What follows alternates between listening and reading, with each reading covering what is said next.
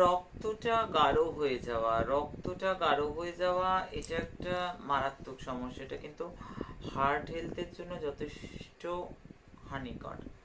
তার সঙ্গে কিডনি, তার সঙ্গে লিভার, এটা মারাত্মকভাবে একটা সমস্যা দেয়।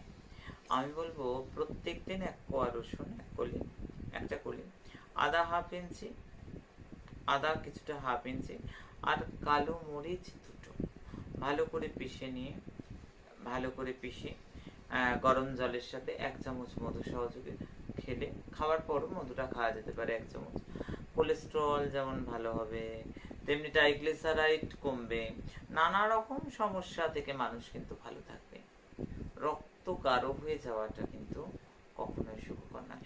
তাছাড়া মারুপময় ব্লাড থিনার, মারুপময় ব্লাড থিনার রয়েছে, যেটি ভৈরবজির কৃপা সিন্ধু, সেটা তারা সিদ্ধেশ্বরী মহারানীজির মন্তব্য তো। এটা অনেক মানুষ ভালো হয়েছে, অনেক মানুষ ভালো হচ্ছে প্রতিনিয়ত। তাই আমি বলবো এর কোনো টাকা কোনো পয়সা লাগে না। যেগুলো লাগে এটি তৈরি করতে বাজার এনে দিতে হয়, আমি বানিয়ে দিই। নামে পাতানো, নামে বানানো, আমি তোমাদের নিজে